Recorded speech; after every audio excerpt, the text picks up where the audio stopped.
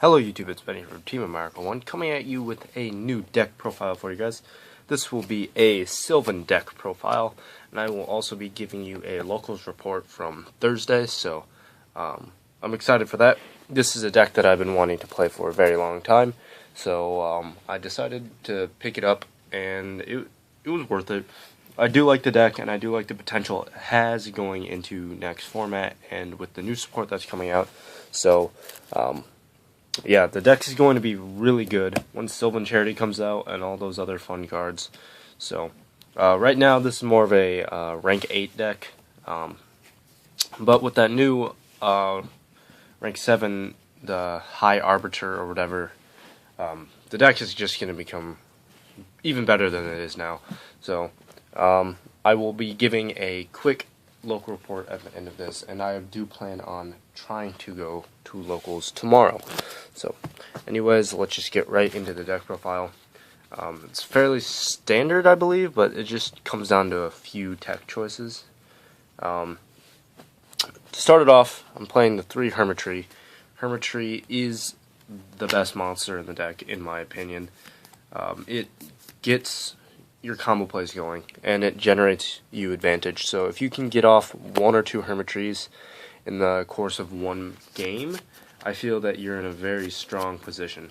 So Hermitry, if you don't know what any of these effects do, try to focus in, and it's not focusing. Anyways, I'll just read. Oh, there it goes. So once per turn, you can excavate the top card of your deck, and if it is a plant monster, send it to the graveyard, and if you do, draw 1 card. Otherwise, place it on the bottom of your deck.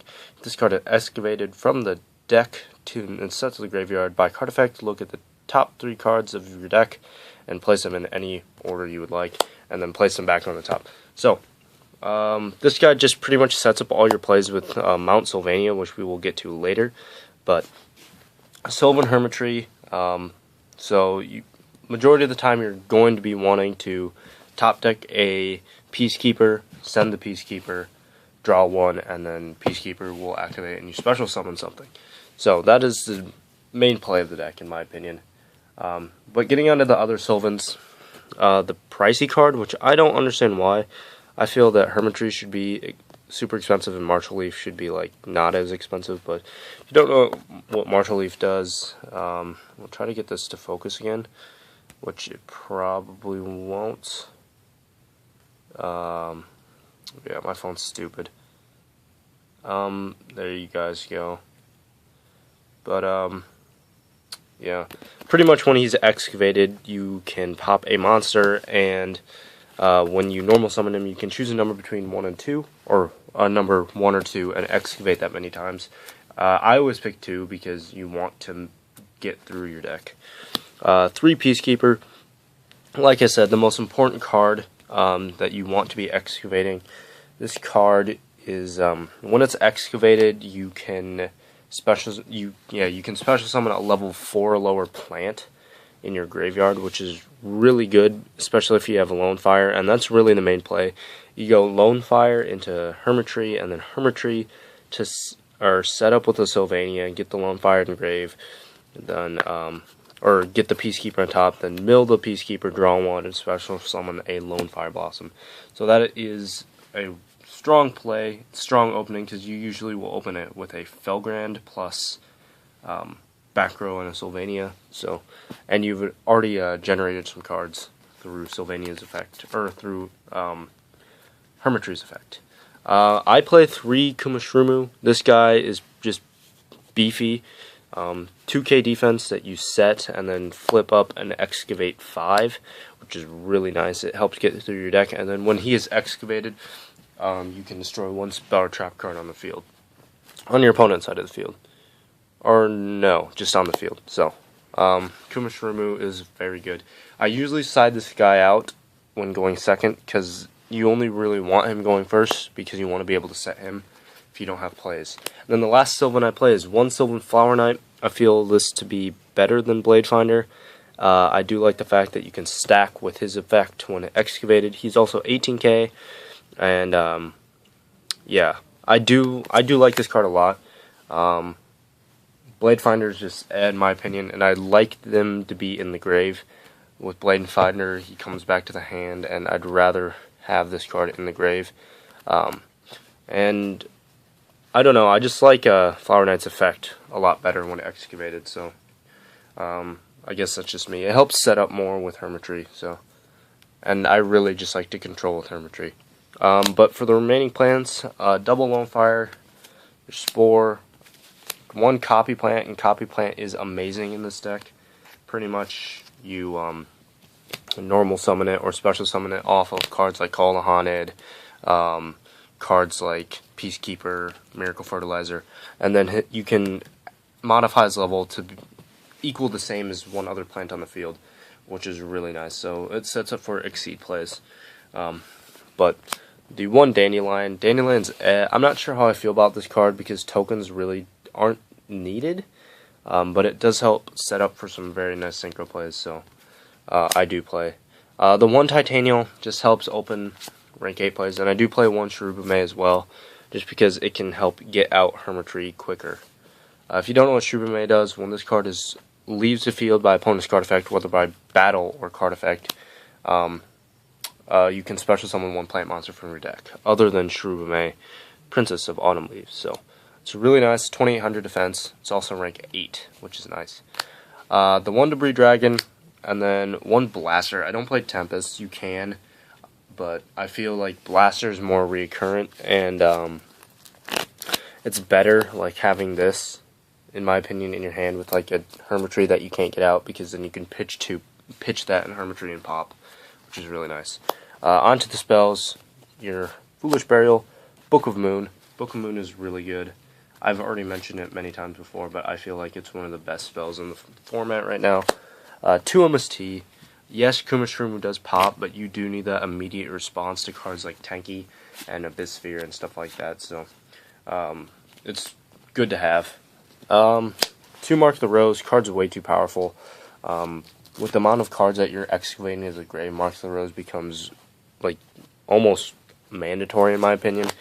It sets up for Exceed plays. It allows you to take your opponent's monsters that are in the way or are problem cards. It's really nice. Like, you can do so many things with this card. So it's a versatile card, and it's a great top deck.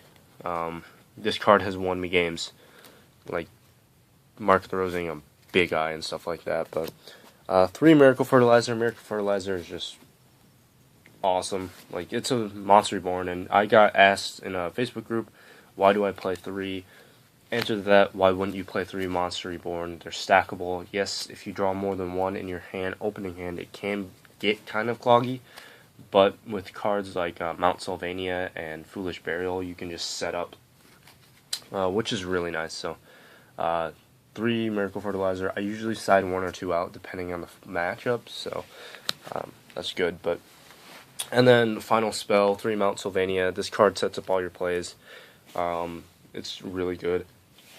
I found this card especially useful against Harpies because it helps you win a field spell war. So anyways, if you don't know what this card does, you can send 1 plant monster from your hand or graveyard, or from your hand or field to the graveyard, and then choose 1 Sylvan card from your deck and place it on top of your deck. So it's really good, like I said, setting up your plays. And then you can only activate this effect once per turn. And then during the end phase, or your opponent's end phase, you can excavate the top card of your deck. If it's a plant, send it to the graveyard. If not, you can choose whether you want to put it back on the top or back on the bottom, or put it on the bottom. So Mount Sylvania just helps set up a large amount of plays. It's your core card, and the art's awesome.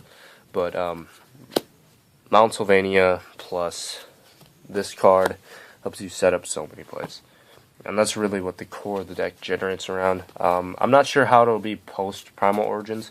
I'm trying not to test too much with it, just because I want to test the deck with like real cards, I guess. I'm not a big fan of DN or Dev Pro or Yu-Gi-Oh! Pro, but then for the traps, for 1 warning, and I've said it multiple times, warning is so good because your opponent is practically giving you the 2,000 life points if they're playing upstart, which if they're net deckers or if they're players who feel like they need to get to the combo pieces quicker, they are playing upstart, so Solemn Warning is a must. One Sylvan Blessing, it's pretty much a Call of the Haunted, except it can only be Sylvan monsters, and you have to place one card from your hand or to the top or the bottom of your deck, not as a cost, but it has to happen, and then you get its effect. So that's the thing. It's not a cost. Don't let people like call you out on that. But so you send, and then if you do, special summon. So if this card is Warning, you don't have to send because you have to send before you special. But the reason why I play this card is you special summon out a Hermitry and then put like a Peacekeeper or something on top from your hand that you don't want to normal summon, and then you can excavate it, draw a card, and then get the Sylvan's effect that you put on the top of the deck. You can activate that effect from being excavated from Hermitry, which is really nice. Also, this card prevents the special summon Sylvan that you bring out from being is pretty much unaffected by card effects for the rest of the turn. So Sylvan Blessing, and then 2 Call the Haunted, so like pretty much 3 Call the Haunted. Yeah, I could be playing 3 Call, but it's more susceptible, I guess, to MST, which is a card, I guess. And then 2 Fiendish Chain, and that rounds out my traps. But Fiendish Chain is just really good this format. So, plus I really lacked like recursion plays, I guess. Like once my field was gone, like it was gone, and I really didn't have any ways to stop my opponent's plays, which really sucked. But yeah, so anyways, quick side deck: 2 Veiler, 2 Mexi, Thunder King.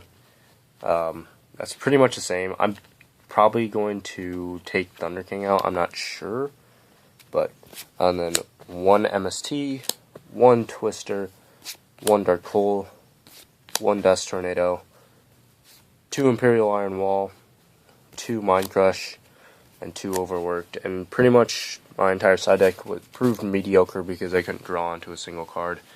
I only drew into Overworked once against Harpies, and that was it. I didn't draw anything else. I drew into Mind Crush as a top deck against Mermails, so I ended up losing that. But extra deck, 1 Mech-equipped Engineer. You can make rank 3s, and it was the most appealing out of all of them, in my opinion. So that's why I picked it. Do I like the card? No. Do I go into it usually? No, not really, but it's there just to help you survive, and I wish I would have played it during my tourney.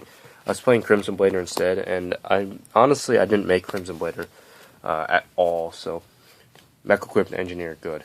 Phantom-Beast Dracosack is terrible in this deck. It doesn't bring out 7s at all, so I'm probably going to be taking this out. I will be taking it out for a second Divine Dragon Felgrand, because Felgrand probably won me a couple games. Won me against a Harpy match because I used it pretty much as an effect veiler to stop his 101, so that's good. 1 Heliopolis, it's big. That's pretty much its purpose, is it's big and it can pop stuff by tributing cards. So,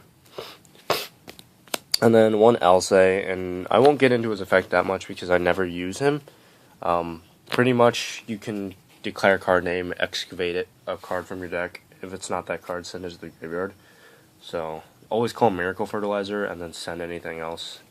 And then pretty much whenever a card is excavated from the deck to the graveyard, you can detach 1 and return a card on the field from to the top or bottom of the deck, which is kind of good, I guess, but I never use it. For Synchros, Formula, Armory Arm, Cataster, Iron Chain Dragon.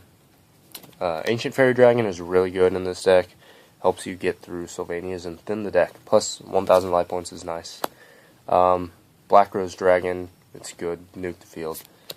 Scrap Dragon. Oh, also Black Rose Dragon, you can get his effect off to like change battle position and make the attack 0, which is nice, especially for people trying to survive. But Scrap Dragon's good. Stardust is good. I go into Stardust the most out of anything, and honestly, it's never been bad. And then Leo because it's Leo, and Star Eater because it's Star Eater. But yeah, so that's it for the deck profile, guys. Hopefully you guys enjoyed the video. I will be posting like dueling videos and stuff. This is a little bit longer because I did have to describe some of the things. Because I do know that not very many people are familiar with the deck. So, there's really not much else, I guess. Tournament report goes round 1. I lost 1-2 against Mermails. Went game 3, went time game 3. Like I said, top decking a Mind Crush was not what I needed.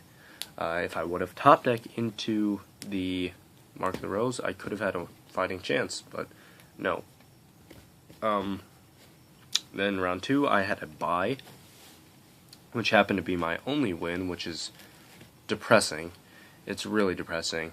And then round 3, I went 1-2 against Harpies. So, again, the deck is fragile. It's not good against meta quite yet. It does have its power plays, but when you open up inconsistent, the deck really just stumbles. So, yeah, that's pretty much it, though. There's really not much to talk about. I got off the Hermitry play multiple times, and it did generate me a lot of advantage, but majority of the time they had answers to anything else. Needle Sealing is a really, really, really good card, and it's a really, really, really annoying card, but yeah, so I feel the deck will be better, though, with decks being somewhat slowed down. So, anyways, guys, thank you guys for watching. Sorry for the long video, but don't forget to comment and subscribe, and I'll see you guys next time.